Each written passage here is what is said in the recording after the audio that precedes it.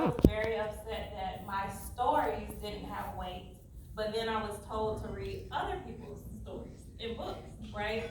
Few and far in between had characters that looked like me. So that was my resistance. I could read, I was good at it, I got an A in that AP English class, but I did not read the book. Instead, I had my sister, who was an avid reader, give me the Cliff Notes version. However, I should give you guys my origin story, and this might help your students. I discovered Zora. We're good for the song? Okay. He's like, finish. I'm telling you after. All right, it doesn't play. Okay. No, I got you guys covered. We're gonna do it in the fashion of Zora. We're gonna make it happen. I'm gonna play it on my phone. You guys are gonna hear Zora one way or another. So, my origin story of how I discovered Zora for myself is that I was doing a literacy program in Detroit, Michigan, and it was all based around creative storytelling for kids, K through 6. Michigan State heard about it, and the professor who was running their residential college in the arts and humanities decided to send his students to be volunteers for the program. So much so that they ended up running the program while I was pregnant with my son. I got to go on maternity leave, right? So he says, okay, you're good with your students K through 6. You trained my students well enough that they can work with your students. Come to campus, do a guest lecture. Did that, he said, phenomenal, come do a Black History presentation. And I said, on what? He said, the person from Black history who most inspired your career as a writer. But I was a what? I was a reluctant reader. Then I was like really ashamed of that because I didn't know it was my secret sauce. So any child who's a reluctant reader, I can get them interested in reading, right? But here's the catch, right? I had just started out back then, and he said these magic words. If you do the presentation, we will pay you an honorarium. I was like, I'm so inspired. And how much is the honorarium again? Let me find out how inspired I am.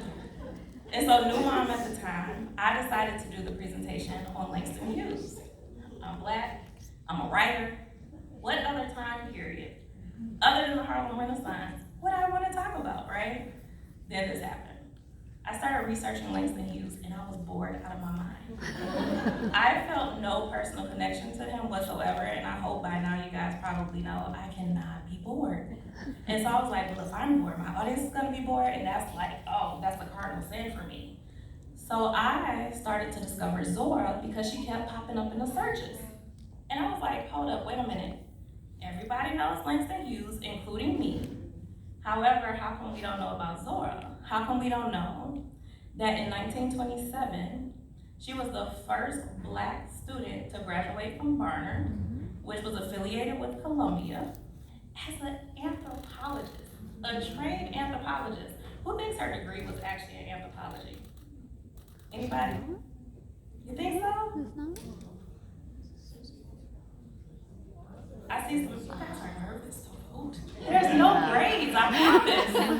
Oh my goodness, the quiet teachers. You think her degree was in folklore? All right, shout, like, let's go. Yeah, I heard y'all got wine and beer. I can't tell you.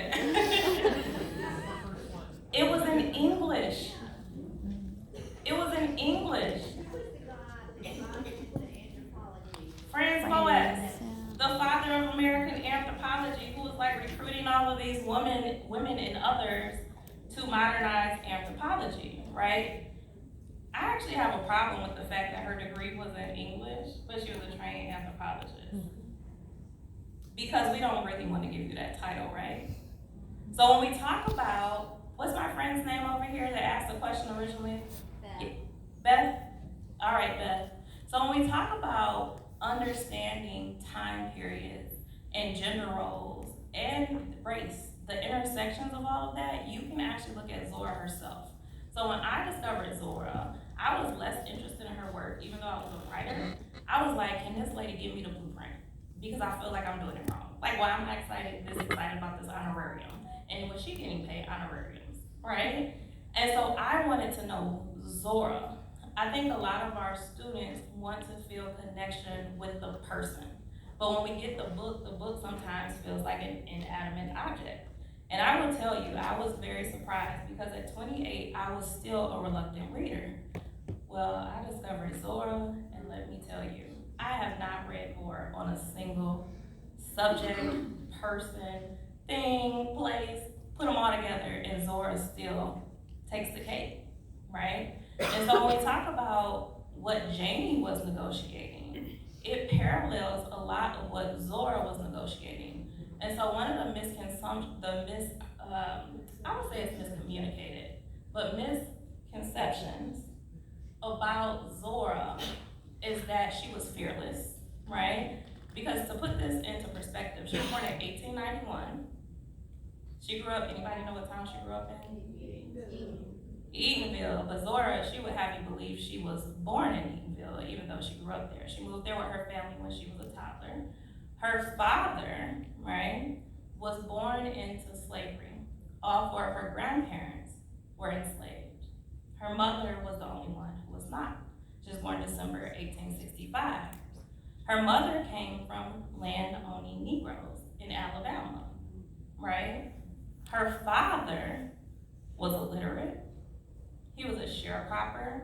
In fact, Miss Lucy, Zora's mother, was so well-to-do, her parents had a will. And in this will, Miss Lucy was due some land. They owned a lot of land.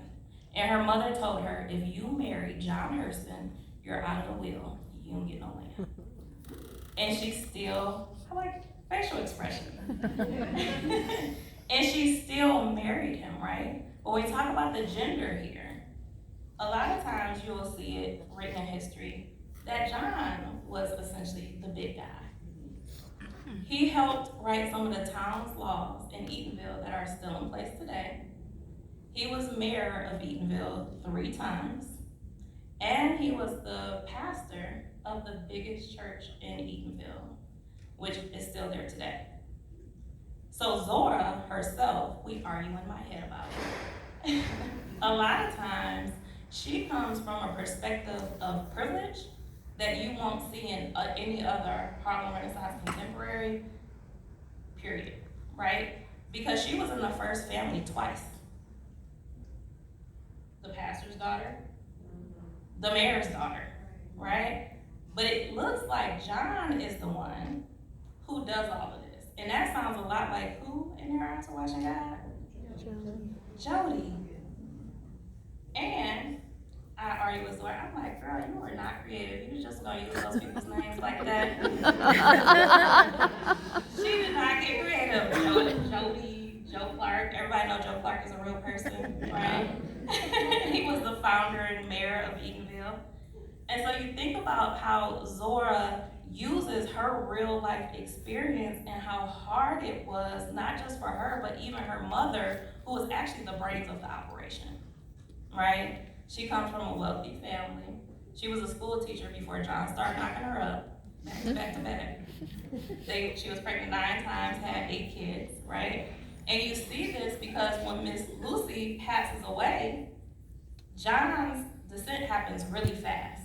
He marries another woman who's 4 years older than Zora right away. She thinks he's the brains of the operation and has all the money. No. That woman had the misconception that a lot of us still have, right? It's the men, it's the men who make it, right? And make it big. But it was Lucy who positioned John, right? And Zora says that if you read her biography, she talks about like her dad, he had ambition, but he could never seem to make anything happen. He said if something needed to happen, her mom was like, let's do it right away. Her dad would be like, eventually we would get to it, right? So we think about that, and so you can actually look at Zora herself to explain it. And back to thinking Zora was fearless and brave, one of the distinctions that's really interesting, even for me, and which that's why I love Zora, because a lot of times I'm probably still am, but I thought I have been out of my mind for being like this lady who's born in 1891, I feel super connected to. She, just telling you guys, Zora has affected my life so much that her great niece is one of my best friends. Like, I slept in her 4-year-old's bed. And I promised her, I was like, if I break it, I will send the money. But to have that level of connection through time, right? I think a lot of our students and our children are looking for that, because even for me, I'm a big kid at heart still. That's why I love working with children still. A lot of times it appears that someone who's successful is so far away from you. You don't feel connected to them, and you don't feel connected to yourself. Is it possible? We're talking about, when we talk about Zora, who knows what age she finished high school at? Anybody? Did she lie about her age to go to high school? She did. She lied about her age to go to high school. How much did she lie? 10 years. 10 years. 10 years. Zora was 26 saying she was 16 to go to school for free, right? And so we think, okay, if I get detracted, can I still have the life that I want? Can I still make it? Who's a better example than the person's book that you're reading? And you say, hey, look, this actually happened to her. Her father, after her mother died, her father cut all the children off. Evil stepmother, 101, right? Cut all the children off, and had even told Zora's boarding school that they could just adopt her. So you think to go from now, I'm sure a lot of you have children who are in foster care, right? Or who may be adopted, have issues at home. That was Zora. She got into a knockout, drag-out fight with her stepmother. And the townspeople of Eatonville had to come pull her off of that lady, right? I know you guys have some students who may be in fights. Can I still achieve what I want to achieve, right? So Zora was not truly fearless and brave. She was compelled. She was compelled. And now we gotta take a step back, because I gotta play y'all these songs. I'm gonna grab that. But while I'm pulling this up, I have a Harlem Renaissance was. Anybody? What was the Harlem Renaissance? It was a renewal of the Black culture. Okay. And the creativity of the Black culture in the 1940s. And also a celebration of Black art and Black artists. All right. So like, I hear some murmurs. Y'all get loud. Y'all get loud. I feel like I'm lonely up here. So culture. It wasn't just Harlem, but Harlem was a representation because that's where a large body of African Americans came together for music, art, storytelling, writing, every kind of humanities yes, collected in Harlem. absolutely. And I wouldn't say it was like a rebirth, I would say it was just a flourishing because of the Great Migration and people now having the opportunity to express themselves in creative ways that they didn't have in Jim Crow South. All right, so 2 things. I wasn't gonna tell you guys this, but my favorite essay by Zora that helped me understand her work and why she did what she did, even when she was washing her face with laundry soap, why she did what she did. You guys ready? I don't see, it's interesting. You guys are, okay, I do see a pen. I do see a pen and some notes. Okay, all right, okay. Taking notes on the phone. Oh, yeah, look at you. I forgot the Chrome. My son is 6 and he has a Chromebook. I'm like, what in the world? Art and such. Art and such. And I definitely recommend you guys have your students read that. Zora's latest collection of essays, You Don't Know Us Negroes, is in there. But I actually got to read it at her collection at University of Florida, George Smathers Library. And one of the interesting things that she talks about is that since slavery ended, that there have been no true Negro artists. And one that was not obsessed with propaganda to say, hey, I'm a victim, but just true, pure art. I was like, okay, so, well, first off, I was like, okay, go ahead, girl, because she decided for herself, like, that's gonna be me. And no matter what, that's going to be me. I'm going to be someone who does not identify as a victim, someone who does not create this same type of art that even during the Harlem Renaissance was very popular, right? And I can tell you as a writer, it's like, oh, can I write something different? Can I write something where there's not this great suffering? And Zora, her answer was yes, which is where we get something like their eyes were watching God. She's like, hey, there's other stuff too. There's interior lives too, which I think is really cool. Now, one of the things I had to understand about the Harlem Renaissance is that even though it was art, right, that was the central thing, that was not the root of it. Instead, the Harlem Renaissance was an arm of a political movement that was happening, which is a very important distinction. Anybody tell me why that's important? Why is that important to know that it's political? She's raising her hand. Oh. They wanted to see change and also redefine the image of African Americans during that time. Can I say the movement or do you want? Go ahead, do it, The yes. New Negro movement, Yes, was defined, in particular with W.E. Du Bois, if I'm correct. yes. They wanted to illustrate not only the intelligence, but the, artistic merit of African Americans outside of, well, not outside of, but beyond what they've been as far as slaves. But they wanted to show the world that there existed this identity beyond. Yes. So is that You should why- do the rest of the presentation. Is that why she was so criticized then for writing? And I'm listening to it right now. Oh, no, that's awesome. We'll chat later. Yes. Mino, go ahead, you had your hand up, I was being rude just right now. Oh, no, I wanted to just quickly ask, because, being AP Lang, we get into argument side of it. And so I asked my students to look at Langston Hughes' philosophy versus Zora Neale, because didn't they catch that they? All right, so let me tell y'all something, just so you know, I'm super biased, I'm never objective, I'm always taking Zora's side.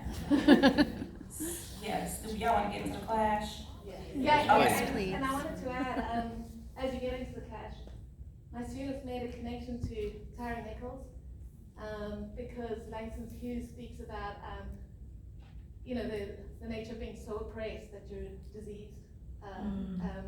And they spoke about, you know, why black cops are attacking their own people. And so we spoke to the disease system that's been created to, so that's what it's saying, because it's really interesting, I think, seeing where Langston Hughes comes from, and then this woman who has this light inside of her. Yeah. On the other end of it, so, yeah. And speaking of light, my favorite Zora Neale Hurston work actually is Drenched in Light. And I'm probably biased. It's largely autobiographical of her life as a child, and I think how she saw herself. All right, now let's get into the messiness. Y'all have had a few drinks now. It's time for the messiness. So getting back to the Harlem Renaissance first, starting there, because we can actually scaffold down, I'll say, right, to get to the individual of Zora and Langston. When we say they, right, with the Harlem Renaissance, the new Negro, the talented 10, which Zora was a part of, Langston Hughes was a part of, right? Well, who's the they? Who's the political, anybody know? Yep, and what's his organization? NAACP. NAACP. And then on the counterpart, we have the Urban League, right? And so when we have W.E.B. Du Bois, he is a very different person when he starts out in his philosophy and where he ends, which is very interesting. I'm still navigating through that because it's a shift, right? It's a complete shift. But at that time, you're thinking, a lot of times, I've actually gotten into full-blown debates in the middle of presentations, especially with men, who are like, Zora was contrarian, right? Because she was always out of step with the NAACP, the Urban League, anybody wanted, Zora was like, this is what I think, it may be different, but she lived a different life, right? She grew up in an all-black town where her mother was a stay-at-home mom, and that wasn't even common in Edenville. A lot of those women had to go to Maitland, which is right next door, you can walk to it, and launder white families' clothes, right? And so she comes from a different position of privilege. But on the surface, it looks like Zora's contrarian. However, we're thinking NAACP and the Urban League was founded in 1910 and 1909. Zora was born in 1891. Even when everyone knows she went to Howard. She went to Howard for a few years, and she socialized with our great Black thought leaders, such as Dr. Dubious, as she called him, and he found out. Yes, he was very upset, and to the point, because this was something, I think her name is Tiffany Patterson. Yes, her book really helped me understand the context of the time Zora was living in, and the fact that, like, from our perspective, we're thinking NAACP is up here, like, you can't mess with them, like, you gonna fight with the NAACP? But Zora is sitting at literary saloons on Saturday nights with these great Black thought leaders, and they're thinking up, like, coming up, spitballing ideas, right? And I'm imagining she probably seen some of them drunk and acting all crazy and things they have said, but front facing in the public, they're gaining this status as race men, which she thought was appalling because she didn't feel any one person could speak for an entire group of people. I kind of agree, right? And just to put it into perspective, how personal was Zora's relationship with Dr. Dubious?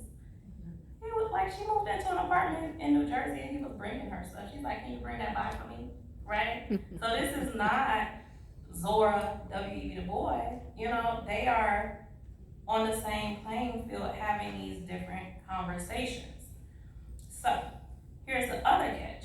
We have the NAACP, and right when the NAACP started, W.E.B. Du Bois knew he wanted to have a literary arm, which was the Crisis, which still exists today. The Urban League started, but they didn't start their literary arm until the 1920s. Which, anybody know what that literary magazine was called? Fire. No, what you guys know about Fire? Opportunity. It was called Opportunity. And so Zora actually credits Charles S. Johnson with being the founder of the Harlem Renaissance. He was the research director for the Urban League at the time. And he decides, let's start this literary journal. And we're going to get these young Black writers to write for it. Now, I think largely the Harlem Renaissance, because just like Dooku said, you have this same movement going on in other major cities. Chicago, where Katherine Dunham, much younger than Zora, also becomes an anthropologist and views Zora as her competition, and Zora's like, I don't even know who that is. And Katherine Dunham is like, but I'm fine, and if nothing else, I know I'm prettier than her. She literally said that. Oh. And Katherine Dunham trained Debbie Allen, so this is hilarious. And Katherine Dunham recanted her statement because Zora walked in very late to a tea that was thrown in her honor. And Katherine Dunham said she must just not be photogenic. She looked a whole lot better. The shade, right? But we also have this movement going on in Philly and in New York. But when you're talking about New York's proximity to DC, in DC, when you talk about New York, Harlem's proximity to DC, and remember I said it was political. It's a different conversation. Because of who you have access to, right? And so when Zora was at Howard, that was actually the catalyst to her entry into the Harlem Renaissance. Because Elaine Locke, everybody heard him? Anybody? Psychology professor, which is interesting that was his psychology professor at Howard, was also over the Stylist Literary Magazine, which was the student literary society on campus, and it was very competitive. You had to apply and be selected. I just found out at Yale that Langston Hughes actually applied for Howard and wrote Elaine Locke, and he never responded. I think the shade goes a little bit deeper than we know. So funny. So, Elaine Locke is over this literary society for students, and Zora gets in. Now, what's important about that is Elaine Locke is in communication with Charles S. Johnson in New York.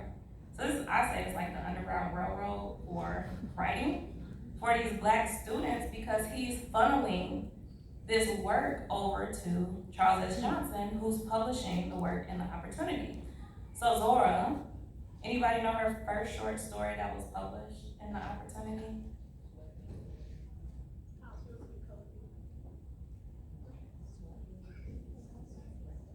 John Redding Goes to Sea.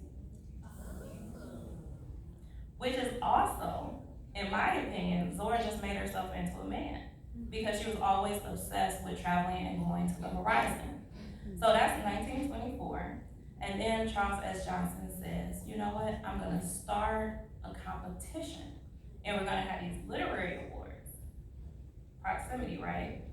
He decides, which is revolutionary, in 1925, that he's gonna have this award ceremony, and he's gonna have the talented 10, the new Negro, right? These young black artists in the room with politicians, wealthy white artists, and white individuals with money who wanna be patrons. May 1st, 1925, who won the most awards at this dinner? Zora. Zora won the most awards at this dinner. What's significant about that is she was also the only Southerner. So here comes Zora with her Southern drawl, and she's attracting all this attention. She's loud. Y'all know she's loud. Everybody knows Zora was loud. Very loud, very proud. And she always wore outfits to attract additional attention, right? That's the way to go, right? I wear red lipstick in honor of Zora, because she always likes to have on some red. And so Zora's in this room, and you say like, okay, well, who's there? One of the people that's there, and who's actually a judge for the competition, is Fannie Hurst. And Fannie Hurst was getting advances for $500,000 back then. So she's in the room. And Nathan Meyer, who's the founder of Barnard, is there, right? And all the people connected to Charlotte Osgood Mason, who becomes Zora's patron, right, is there talking about Zora. And this is a rare thing, right, to see this much black talent in a room. So it's not like if you were in this room, everyone's gonna know who you are. We were just saying at dinner, so it's pretty small, even today. These groups. Everybody know Monty Perry, right? That's my favorite, so I have to throw out her name. But you think about when you are trying to identify who are the great black artists, Toni Morrison, Alice Walker. So imagine back then when this isn't something that has happened. And Zora is a woman at this time doing this, winning the most awards, using dialect and vernacular, which is a whole nother presentation. And so one of the things I was delighted to find is that back then they had after parties. I was like, y'all was partying? So they're in Harlem, and there's this after party, and Zora walks into the room late, that's the thing with Zora, and she throws a scarf over her shoulder, stops the whole party, and yells out the name of one of her award-winning short stories, Colorstruck. Just breezes in. So when we talk about her personality, when you think about her personality in the middle of a mixed room with politicians, rich folks, and she's like, I'm here. And I always imagine that was like her coming out party to say, hey, I am here, I'm on the scene. Now, when we think about Langston Hughes, One of the things that's interesting is as a teenager, Langston Hughes was already Langston Hughes, right? He was already showing promise. Zora was born in 1891. Langston Hughes was born in 1901. He's already pretty established. One of the things I argue with Zora about in my head is in the letters. Has anybody read letters from Zora written by her? Other than who? Okay. That's another assignment. If you guys are teaching Zora and you really want to expand it, get to know her, and you can get to know her in her own words. Carla Kaplan, who's actually a friend of mine now, edited 600 letters written by Zora in a book called Zora Neale Hurston, A Life in Letters. And so you see very early on in her career, Zora is deflecting her own talent, right? And she's instead deferring to Langston Hughes, who's pretty established at this point. And he's just the smartest thing, and whatever he thinks, they share a patron. The difference is that Langston Hughes, who was very much a pretty boy, was using his patronage money to get his hair done. He always had to have the nicest suit. He's like, I'm on a Harlem scene, I gotta look good, and I'm Langston Hughes, right? Zora, however, was not really on a patronage contract. She was on a work for hire contract, even though it was disguised as patronage.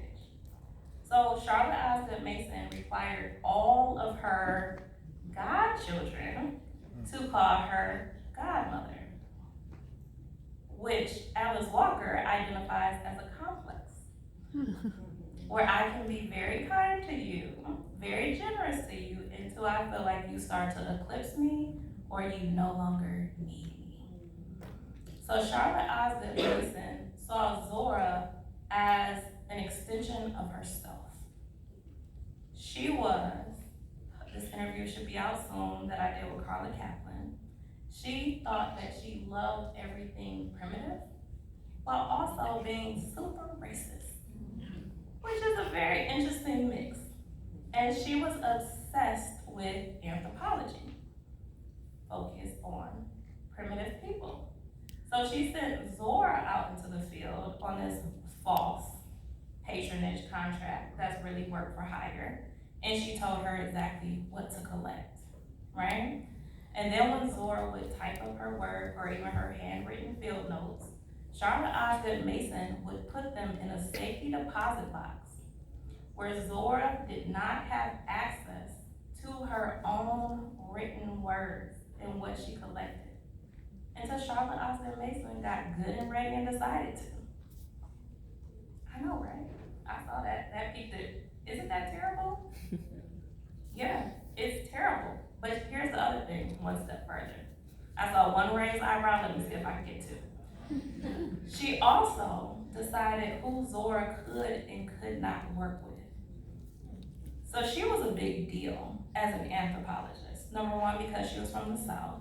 Number two, because the focus on Black culture at that time, very derogatory, right? In addition to that, there's what Zora calls featherbed resistance, where you give just enough to the anthropologist, because everybody going to the same spot. Everyone's talking to the same people. You give just enough that they feel satisfied, right? But Zora could get these people to talk and give the good stuff, right? And this is really interesting because now, Franz Boas, to his credit, it was his idea to send Zora into the field. Now, everybody wants Zora to work with them. Everybody wants Zora to revisit, or they're planning some type of field tour and they want Zora to come along. And Charlotte Osgood Mason is saying, can't go, you belong to me. Which sounds pretty much like ownership, right? And down to the point that Zora, and I should tell you guys this, Zora's mother died when she was 13. When I was speaking with Carla in our interview together, I realized that godmother was the closest thing she had experienced to a mother since her mother died. And so she fully trusted this woman And this was her first time being able to actually financially take care of herself, or so she thought. And as an entrepreneur, I can tell you, I have signed some contracts before. Up front, it looked really good. On the back end, and once you get into it. So what do you think Zora did? This lady is telling her, you can't work with these people, you can't have your word. What's happening? What does Zora do?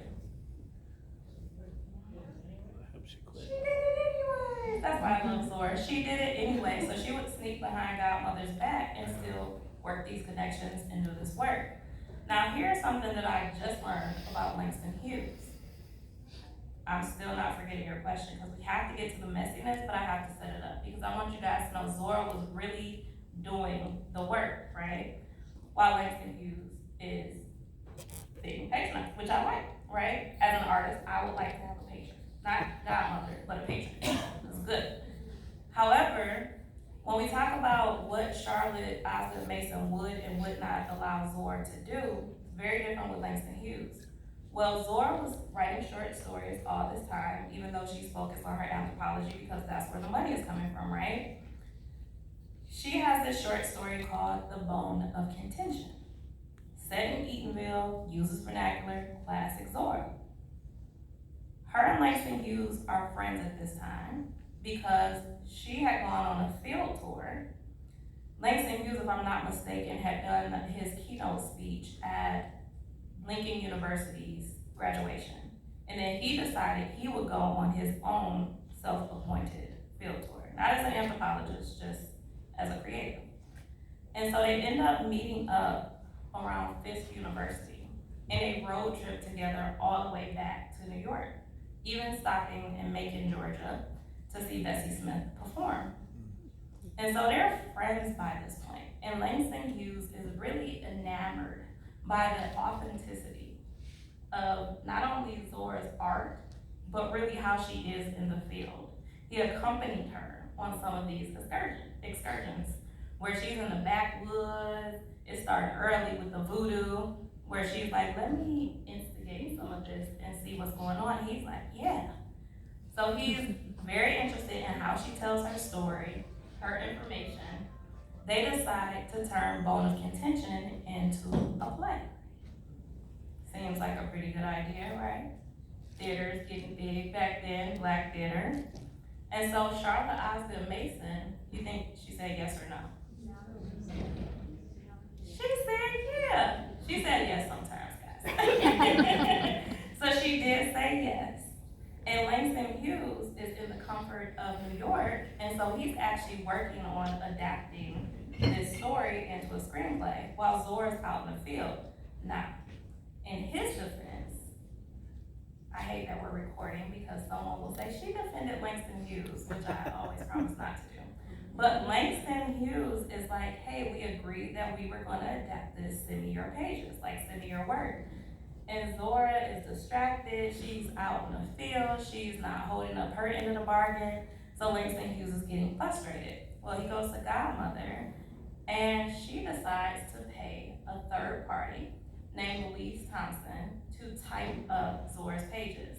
Because even Fannie Hurst had tried to hire Zora as a secretary, that was not her strong suit at all. So that did not last long, they just became friends. And so Louise Thompson comes in and she and Langston become friends. So Langston Hughes decides that when the play goes to Broadway, which was their goal, that Louise Thompson should get a third of the profits. I got it, what you think about that? A third, why you don't think she should get a third? You sound just like Zora. That's what Zora said. She said, I have never heard anything that crazy in my life. She has no intellectual creativity, no type of involvement in that area. She was hired to do this job. Well, there's another party involved who was also at that 1925 Literary Awards Center named Carl Van Vechten, who's a very interesting character. Carl Van Vechten is largely responsible for most of the photographs from the Harlem Renaissance, from those contemporaries, everyone from Duke Ellington, Billie Holiday, Langston Hughes, Zora, Wallace Thurman, he loved to be, white guy, loved to be down in Harlem. And even though he was married, he was gay, and he loved black men. And Langston Hughes never fully confirmed about his sexuality, but I could see their kinship, right? So Carl Van Vechten is actually supposed to be really good friends with Zora, to the fact, we'll get back to that. At one point, she wanted to take her own life, and she wrote Carl Van Vechten. So I'm thinking like they're really friends, right? Zora sent the initial version of Mulebone, which they named it, the adaptation of play, to Carl Van Vechten, and Carl Van Vechten decides to send it to a theater group out of Cleveland. Cleveland is Langston territory. So it gets back to Langston Hughes. It gets back to Langston Hughes, and it becomes an entire thing about intellectual property and ownership. And so Zora is saying, this is mine at this point. This theater group wants to put this play on. It's good. She's sending an initial version. She's taking out, redacting parts of what he's added to it. Then Langston Hughes decides to copyright it, which I like. This is like the early 1930s. So as a writer, I'm like, y'all was into partying, after parties, intellectual property, which again, as a woman, a black woman in the 1930s, to have the foresight to say, I'm putting my name on everything, I own it, is an incredible show of not only intelligence, but savvy. That's why we still find Zora stuff to this day. She put her name on it. She was like, I'm gonna repurpose it. She's the queen of that, right? And so Langston Hughes decides to copyright the version with both of their names. And they both end up in Cleveland. Langston Hughes' mom cussed Zora out like it was a thing. I know. And if you wanna know how much of friends they were, we're still talking about, this is Jim Crow America, right? So they still can't stay, and this is important because Harlem is a very small microcosm of the country. So even though they're in this artistic movement, their families aren't, their friends aren't. And so when they would travel around, they would stay at each other's families' houses. So Zora wrote letters to Carrie, Langston's mom, right? And Langston is staying with Zora's favorite brother, John. And so I'm like, okay, so Carrie is involved. Carrie also wanted Langston Hughes to marry Louise Thompson. So that's a thing. And it's this big, the theater company is like, hey, we're just sending all the copies back. We don't want to have anything whatsoever to do with it. And I actually got to see some of the letters that Langston Hughes was writing Carl Van Vechten, and I was like, this is petty with a capital P. If anybody wants to see the pictures, let me know of those letters. It is phenomenal how blown out of proportion it was, especially based off of what the theater company projected to be profit. And unfortunately, this debacle is classified as one of the biggest literary sets in the history of the world. They never were able to become friends again. I don't know that they were really friends in the first place, but they were never able. As Zora said, she was married 3 different times. She said that was the biggest heartbreak of her entire life. Now, a lot of times, this is very important, I do not want anybody leaving here, this is my opinion. A lot of times, people will say, and Langston himself said, that Zora had a crush on him, and that their relationship was romantic. I don't think that was the case, because a lot of times I don't know, that was not the vibe that I got. A lot of times she's calling him like a little brother, she's loaning him money. You know, she's married 3 different times while they know each other.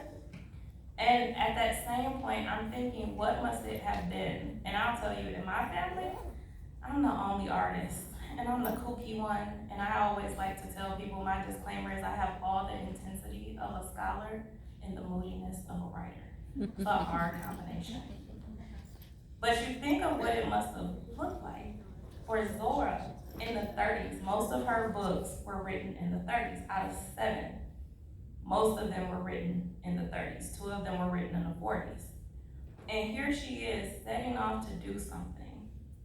Not only something, 2 things, right? She's traveling the American South and the world, collecting Black culture, preserving it, right?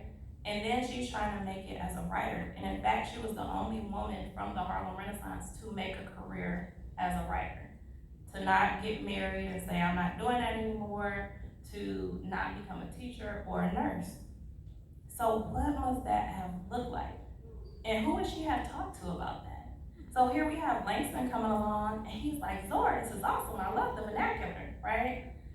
And it's interesting because the NAACP actually sent Langston Hughes to Haiti in 1934. And my question is like, for what? Like what skills does he have to go there and bring anything back, other than as a writer and to move the culture forward, if that's the goal? Where you have Zora, who's a trained anthropologist, but because she doesn't agree or play nice with what you're doing, you have decided no to her. So there's your Langston Hughes and Zora's back. It was bad. Oh, I'm gonna call him. He's waiting. You've been waiting for like an hour. Yes. Do you know anything about her relationship with Richard Wright?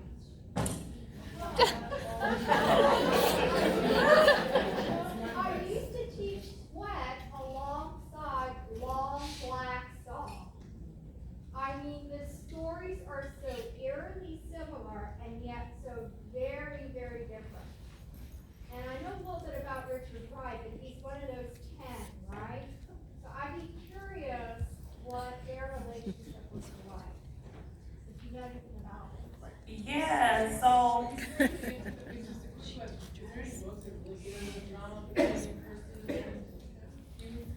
so Yvonne Taylor actually wrote a book called Zora and Langston.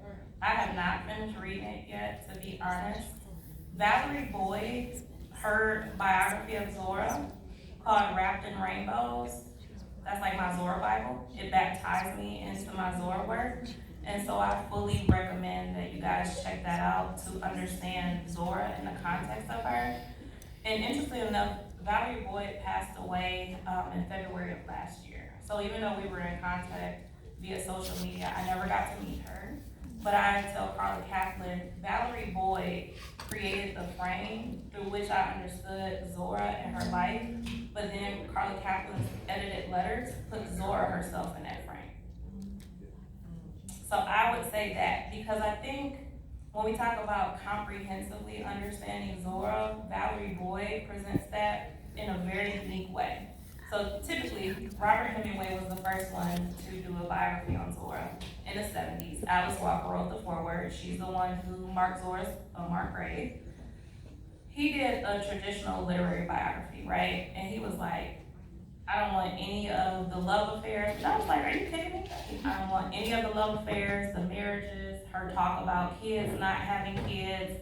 Valerie Boyd actually essentially studied Robert Hemingway's work because she said at a festival in Eatonville, Zora Festival in Eatonville, Robert Hemingway did a criticism of his own work, and he said he cut that out. So he thought the next Zora biographer needed to be a Black woman. And so she took up that role. And you see this, she marries the scholarship with true love of Zora. And I remember having a full meltdown because in her dedication, she says, thank you, Zora, for choosing me. And this is like 2008 when I'm like, I made Zora an Anne to Langston, and she's probably never gonna want me to talk about her ever again. And here this lady is, and Zora chose her. I was like, what? How do you know Zora chose you? Did you get chose by Zora? Well, will I know? Will I know? I know for sure today. But when we think about Valerie Boyd even being bold enough to say that, she's talking about that spiritual ancestor level. This lady's born in 1891, and I still feel connected to her. So now I just get to lead with the spiritual. I add the facts in for credibility, but other than that, I just love Zora. So yes, that's what I would recommend. Oh, I think we had Richard Wright. Richard Wright, okay. Yeah. So according to Dorothy West, who was the youngest person involved in the Harlem Renaissance, she was 16 at the time. All right, so Dorothy West actually, did she die in the 2000s? I feel like she died in 2000s. Yeah, she was like 90 something, which was interesting. So I believe Dorothy West because she said Richard Wright was mad at everybody and about everything.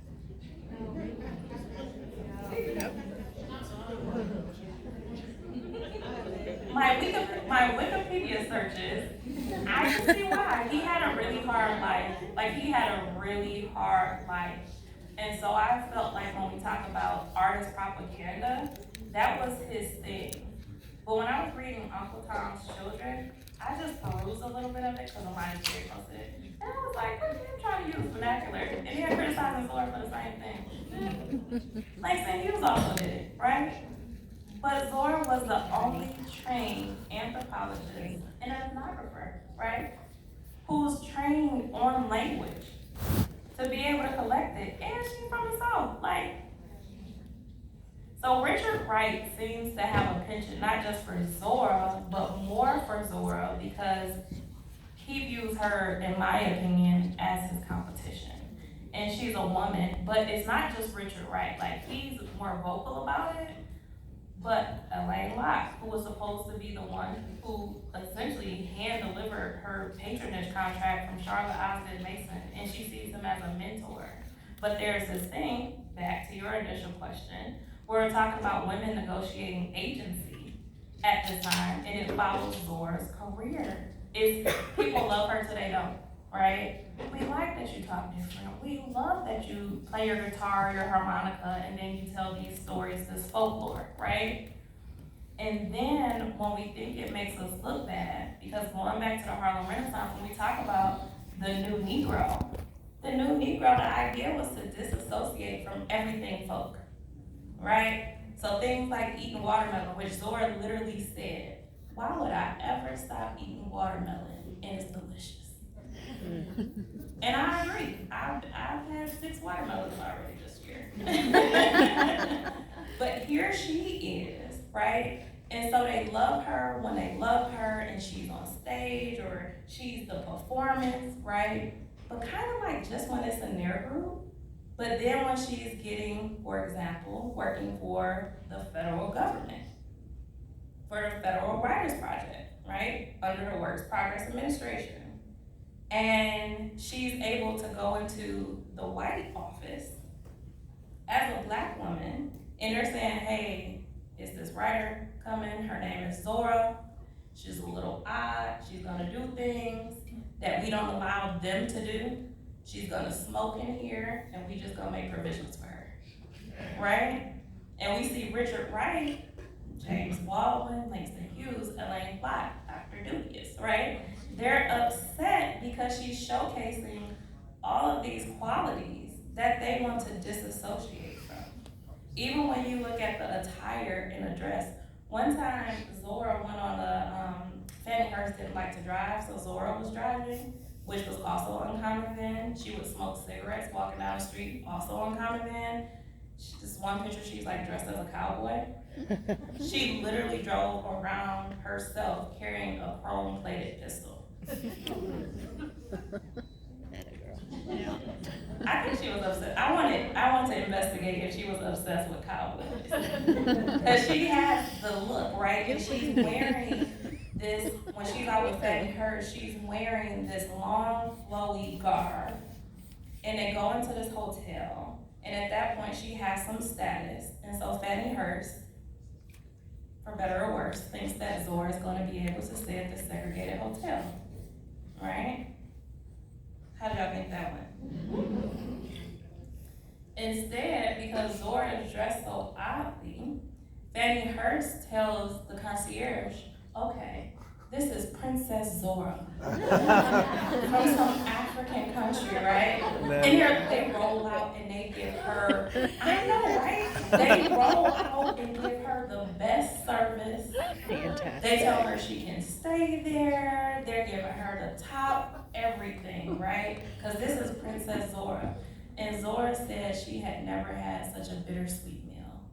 And she told Fannie Hurst, if we're gonna be friends and you're gonna do that, we can never go anywhere together. Because she didn't want to be accepted as African, but not be accepted in a country as Black, you know? And so when we think about not just that, the pride, one of the things to understand is there's all of these schools of thought, which even for me, I'm like, okay, I never considered myself a history buff, and now here I am talking about history, right? I didn't understand that there were schools of thought. So we had W.E.B. Du Bois, who was saying, hey, we have to get all of these rights as Black people to be able to be successful in this country. Then there's Booker T. Washington, right? And so Zora was born in Nottowga, Alabama, which is only 4 miles away from Tuskegee Institute. Small little town, right? But her and her family, and even the town of Eatonville, is built off of Booker T. Washington School of Thought, which is what, anybody know? What's that? Definitely not assimilate. What's that? Pull yourself up by the bootstraps. Yep. You need to be able to be self-sufficient, economically well off before you start to search for individual rights, right? Which is why Tuskegee Institute was an industrial school.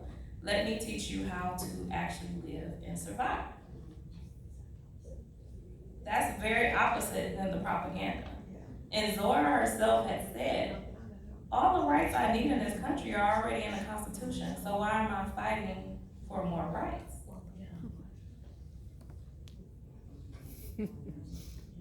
I was like, oh. So there's one thing I think your students will be interested in, a lot of things. But this one thing, I thought when I really started my research of Zora, first off, I never knew I was a Zora Neale Hurston Scholar. I found out from her hometown and her family. I was like, I just know a lot about Zora and I love her, which is true.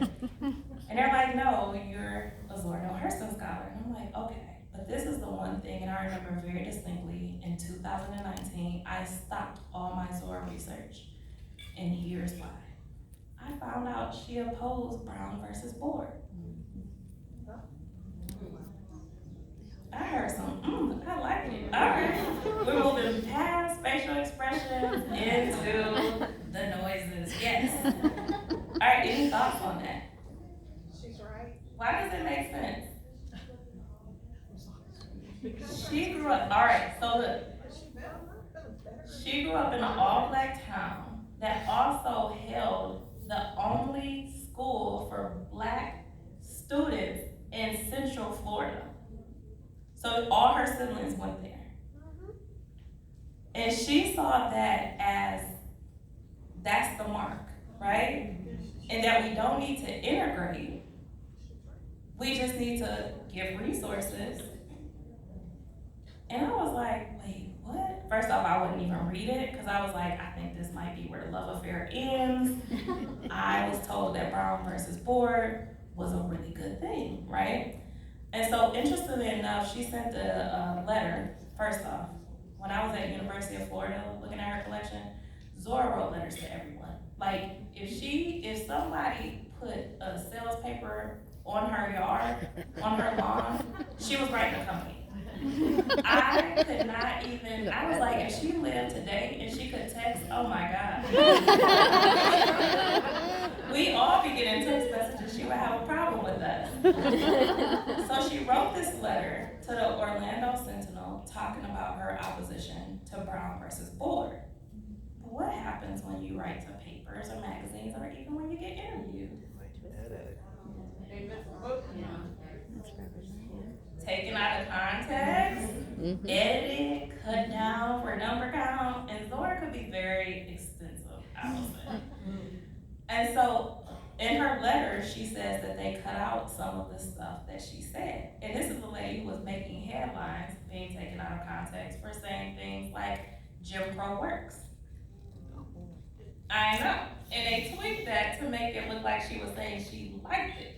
that wasn't her aim, right? So then we have Brown versus Board piggybacking on that, and she's kind of setting herself up at that point, right? And that's one thing, Zora could have a temper. She did have a temper from the time she was a child. And so she could have these tantrums if someone upset her, but she was just really sensitive and really misunderstood and doing something very rare that she was alone in. And a lot of the people she trusted along the way turned on her. So with Brown versus Board, when I was reading the letter, I was like, and that's it, Zora. And then when I read her letter where she's explaining, I can't remember who she wrote it to, but she's explaining her perspective, I'm like, this is a whole study for an economics class. Because she's talking about how when the children stop going to school locally and they're getting bused to a different community, right? They're no longer home or close enough to support the things that need to happen at home, right? And then their parents have to start looking for work outside of that community, right? Then you have all the businesses that are supported by the people who live there. Now they're physically going somewhere else. So these are the collapses of small towns, like Eatonville, who just got their first bank last year, who doesn't have a grocery store. And they're doing a lot to change that. But you think that's 2023 versus 1952 when Brown versus Board happened. And she's making this argument and she's singing. And she's also talking about pull yourself up by the bootstraps. But now she's like, hold on, y'all cutting the bootstraps. And so a lot of this is her frustration, not only with the way that politics are happening, but even she's feeling her own people aren't recognizing.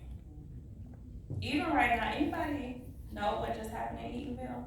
They're trying to look at what multi-million-dollar development to put, to bring businesses, and the people of Eastville not really for it, because they want to ruin their culture and their heritage. That's not an important site. It's on the side of the school that Zora went to Hungerford. And haven't they kept dwindling down the acreage as they've been doing things, and now the site is like way less than it used to be?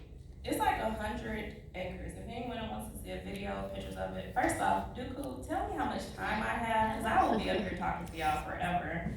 So let me know when we're at time or getting there. But they actually won. It was a big thing. So the developer pulled out. But that site is where Hungerford was. And Hungerford is now an elementary school and it's moved to a different site. But before it was for the upper grades. And so now, NY Theory, who's very instrumental in not only saving the town and making it a historic site, but figuring out how to develop it, is trying to build a Zora complex there. Which I wanna see. In my lifetime, that would be awesome. All right, other questions? Yes. You were talking about going to Zora's great nieces. Could you talk about Zora's relationship with her family, particularly in her later years after her death? Yes, so Zora, that great niece, hopefully she doesn't kill me, is the granddaughter of Zora's baby brother. And so from my understanding, no one in the family was as proud of Zora as Everett Hurston was, her baby brother. And would have like posters and all of her newspapers, like the lady was in the newspaper and stuff, which I think is cool. He would have the clippings and save all of the stuff. So her niece, Lucy Hurston, who's named after Zora's mom, actually worked with the estate to put out a book, and it's Speak So You Can Speak Again. And it's a scrapbook style. And it's very much these collectibles from the family. And just the way that it's put together. Whenever I feel like I need to hear from Zora or reconnect with her, that's the book that I consult because it's from her family. When it comes to Zora's family, her father believed that he needed to beat the precocious spirit out of her. His idea and her maternal grandmother, Sarah, had the same idea, right? Because she was a tomboy. So Zora was always Zora. She was a tomboy. She preferred to play with the boys. She said she hit too hard, and the girls would always cry, so she liked to play. with the boys. She was 5th in the birth order of 8 living children. She was the second girl. Her father, she says she put cream in his coffee. In other words, played a terrible trick on him by being born a girl. Because her father thought that girls were useless. He already had his baby doll, Sarah, who was named after maternal grandmother, who Zora described as very fragile. John Hurston Sr. would do things like have grand pianos, drag, like by carriage, to their house for Sarah, who could not play piano. Anything she wanted, she would get. One time at Christmas, he asked all the kids what they wanted, and Zora said she wanted a horse. That I definitely think she was obsessed with being a cowboy, right? And he wanted to beat her for even thinking that she could have a horse. Which I'm like, did the horse or the piano cost more? But it was just because it was Zora. And so John was supposed to be essentially the son of the plantation owner. That was the rumor. And he was very tall, very thick, said to wrestle alligators. Right? The big guy. Lucy Hurston, the mom, was 100 pounds soaking wet. Low brown skin thing, and she would stand between Zora and her dad. And she told him, Sarah's your daughter, and Zora's mine. I'll see to raising her, and you do what you want with Sarah. What's interesting about that is, again, Miss Lucy died when Zora was 13. All of that protection was gone. All of that just let her be was gone. And she was left to John. So when it comes to the siblings, after her mother died and after her father told the boarding school that they could adopt Zora, she went to live with her brother, Robert Hezekiah. And so Bob, as they called him, became, is it Hezekiah Robert, or they called him Bob. Bob became very much like the father. He was married, he had kids, he relegated Zora to taking care of his children. Even though he had promised her he would help her get back in school, which Miss Lucy, the mom, had been a school teacher before she started having children. So she taught all of her children education, education, education, and jump at the sun, which means dream big. Well, Bob didn't think Zora needed to be educated. And Zora decided to run away to apply to be a lady's maid for the lead singer of a Gilbert and Sullivan troupe. I know, right? She came up with some good ideas. She's like, I'll just run away and do some stuff. So this is like 1916. And so she decides to do that. And even before that, she lived with her brother, John.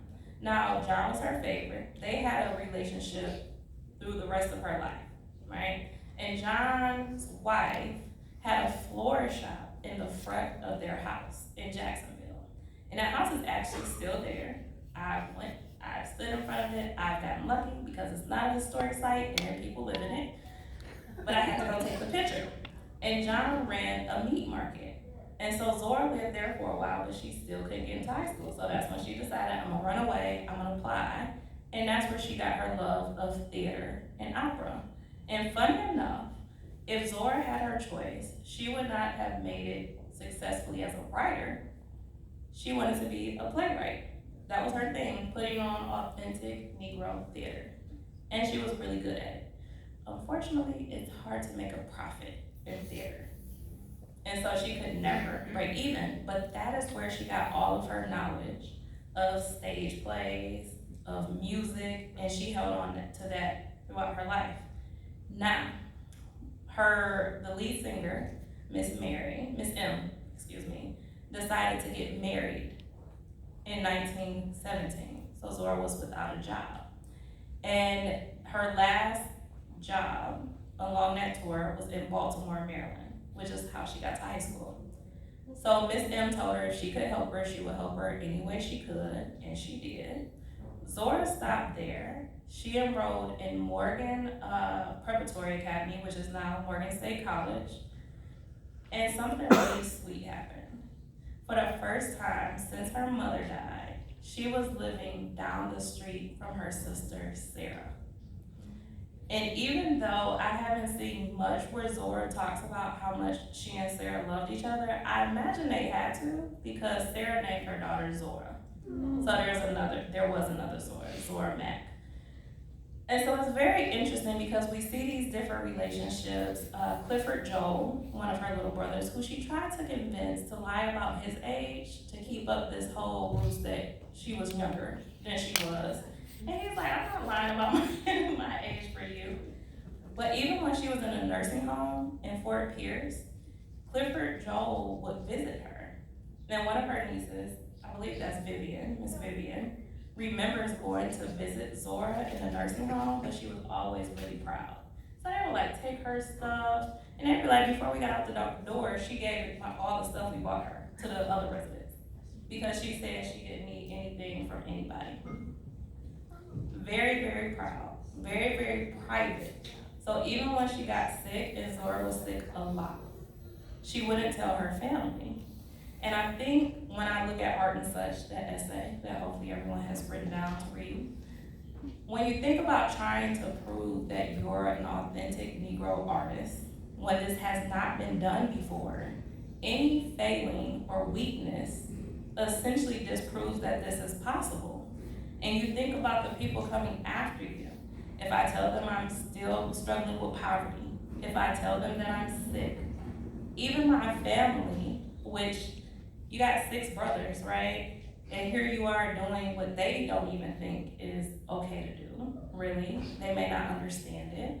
And here you are struggling and suffering. So she did a lot of it in silence. And I don't think that was their fault. I just think, as one of my writing mentors says, it's really hard to have genius in your family. Other questions? Can you talk about, once you were so private, and you disclose anything, it's got to try and, I read that you had,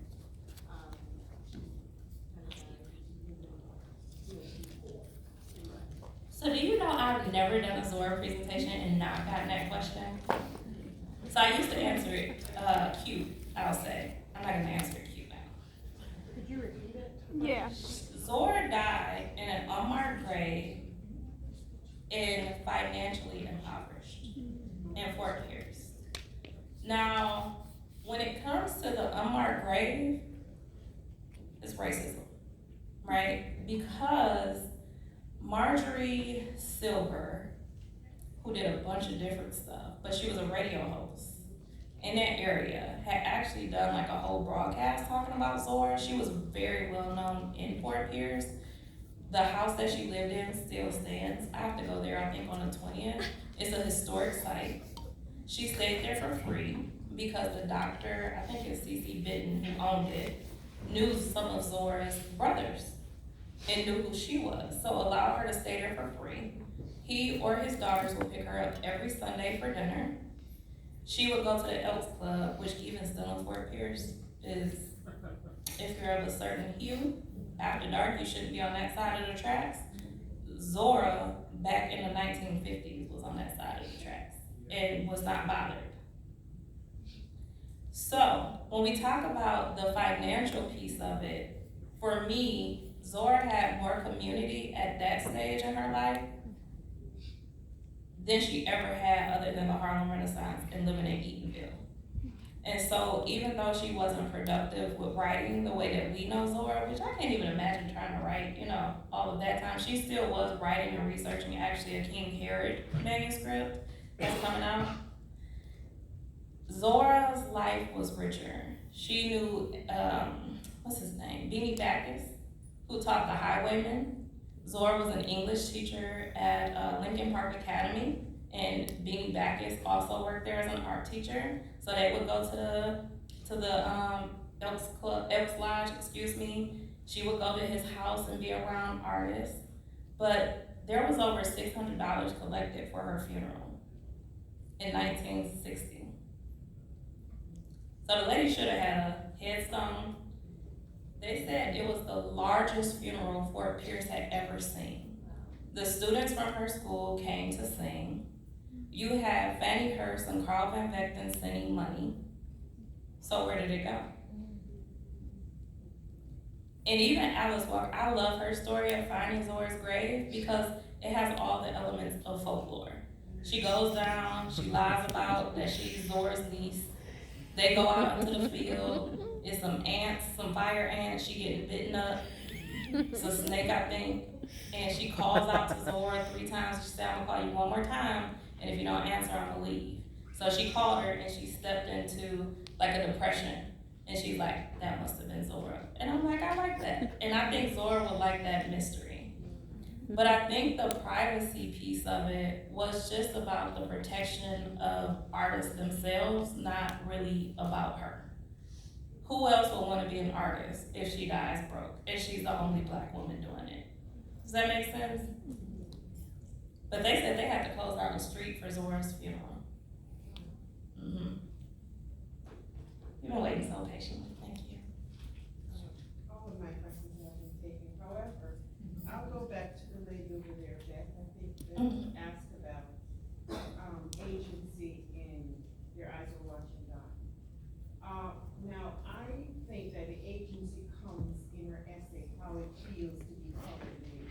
Because I teach that before I teach Your Eyes Are Watching God.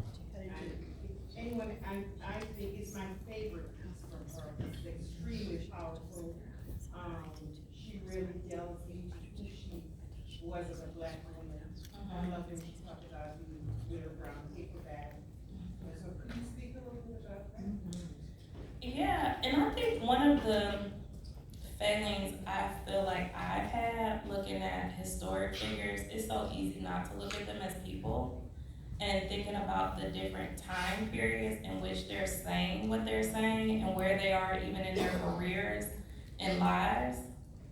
And one of the stories Zora tells that I think definitely supports how it feels to be the color me is she's talking about being outside of Eatonville for the first time and experiencing racism. And it was when she was very sick, and Charlotte Osgood Mason sent her to a doctor, a white doctor. And Zora walks in through the front door. And it's this big thing. And he makes her hide in a closet. And this is one of her first experiences realizing, yeah, this is really different. I am colored. And this is how the world views me. But at the same time, she still does not collapse into victimhood, which I think is one heck of a feat. Because I'm like, wait, I'm sobbing, but are we not sobbing? Or are we still showcasing that we're strong? And that's who Zora was. She's like, hey, I'm not gonna stop being me because they don't get it. She said, she thinks it's foolish when people deny themselves the pleasure of her company. Wait, who says that? Who says that? But when we look at the expanse of Zora, who she was, one of the misconceptions I think is that she preferred to be a writer, like this life that she chose. I got secrets for you guys too. I always love to give some secrets. She was married right when she went out into the field, right? One of her first field tours. And so her husband went on to become a doctor. And so a lot of times I'm like, girl, why you just didn't stay with him then? And the answers that I get are always that, no, Zora just wanted to have this career. She just wanted to be this person. But if you read the essays and You Don't Know Us Negroes, there's one where she talks about her desire. She wished she had just been a wife as opposed to a careerist. And so we see those challenges, and here's the secret. You guys ready for the secret? I won't tell you who told me, but supposedly her first husband, he got someone pregnant right before they got married. And when they got married, I think the kid was born like 6 months later. And you see that because it's interesting, I believe it, because they never lived together. they never lived together. And even though that was her longest marriage, the other two were only a couple of months, they remained friends throughout their lives. To the point, like, when Zora needs money, she's asking Herbert Sheen for money, right? But she's also friends with his sister.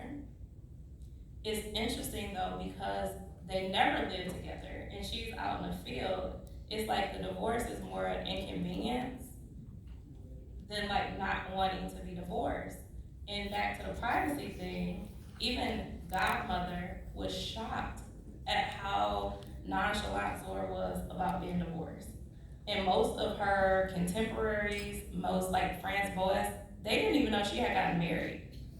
And her thing was, if they know that I'm married, they're gonna expect me to be a wife and then have kids and they won't give me work.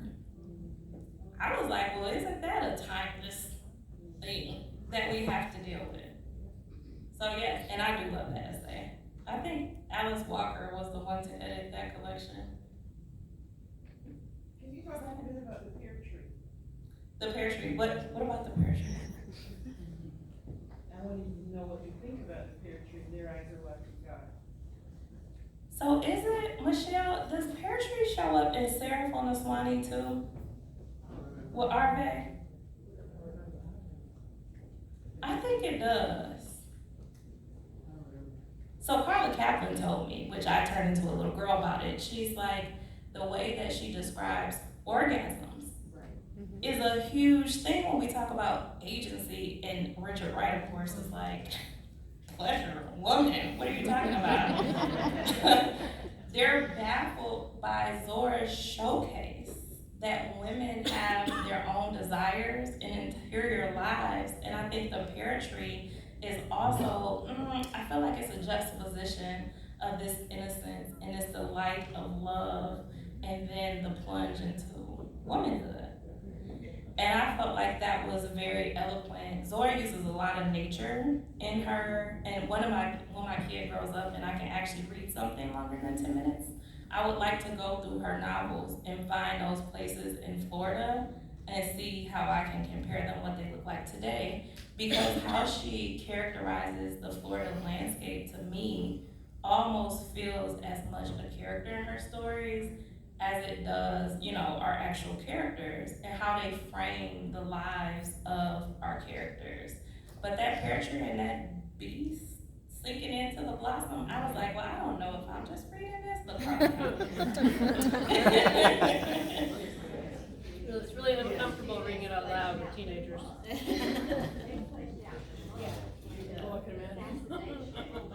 It actually came alive in the Everglades, and so I had never looked at it that way, and these are high school students, and so that became their tee as they were fleshing that out. Yeah. No, yeah, the mud, yeah. I'm like thinking about it. I'll turn into one of your students. It's interesting, so at dinner, Michelle and I were talking about Seraph on the Swanee, and that's one of the things. So one of my jobs, I say I work for Zora, I do. I actually work for her family through their trust now, like to do some cool things with Zora's legacy and promoting it more.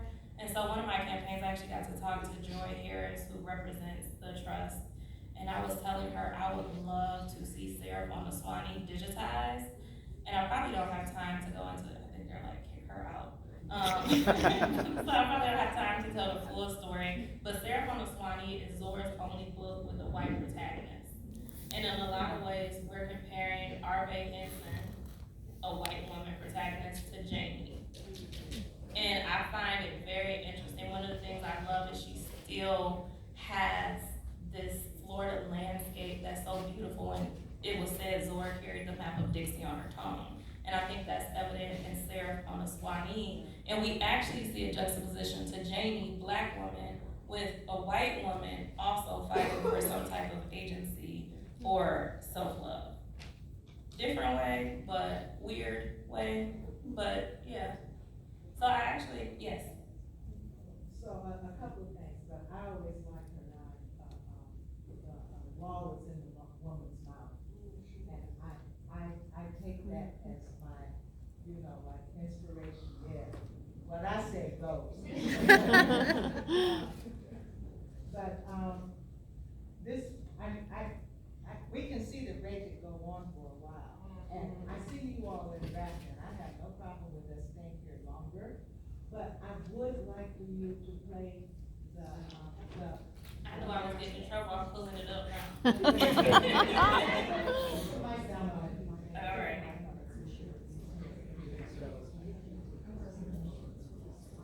Oh yes, please. We have some giveaways too happening in just a few seconds. All right, let me see.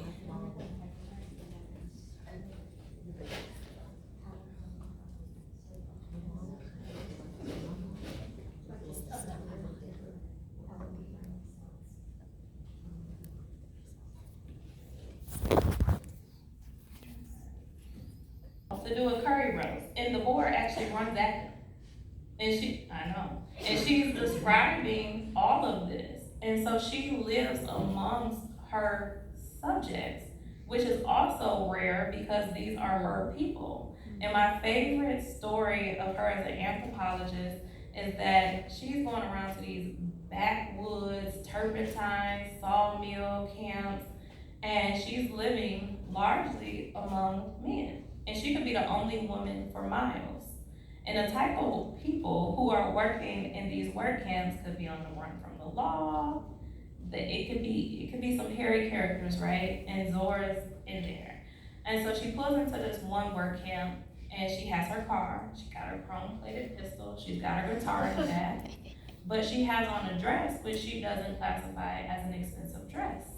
However, to the people living on the work camp, who can only use the currency that's tendered and only works at that work camp, so you never get ahead. This dress is real fancy, and this car is real fancy, so the people won't talk to her. So she realizes she needs to come up with some type of persona to convince them of why she has this fancy stuff. So she tells them she's a bootlegger on the run from the law. And that's how she gets them to open up to her. All right, let's do some giveaways. Who wants a copy of Zora's Garden? Ooh. All right, and I will tell you, so even though Zora's Garden was written for K through 3, it's actually Common Core line K through 8. But high school students, but she was like, what? I told you I love my teachers. I'm always giving resources. I have resources. Yes. So Zora's Garden, so last year for the Eatonville Library, I created a full resource guide with my fiction and nonfiction recommendations and what order to read them in. I think it has some other stuff in there, like pictures of Eatonville. Would you guys like that? Yes. Dooku, can I send that to you and you'll send it to everybody? Who do I send that to? The resource guide? All right, I got a resource guide for you. And you guys can share it with your students.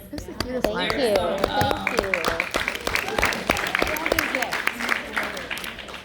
There is some footage in there that is only for educational purposes.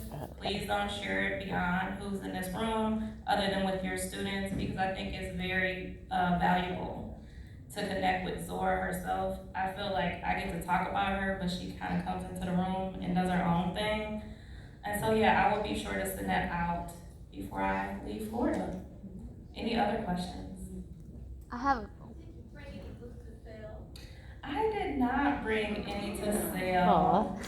I didn't. You know why?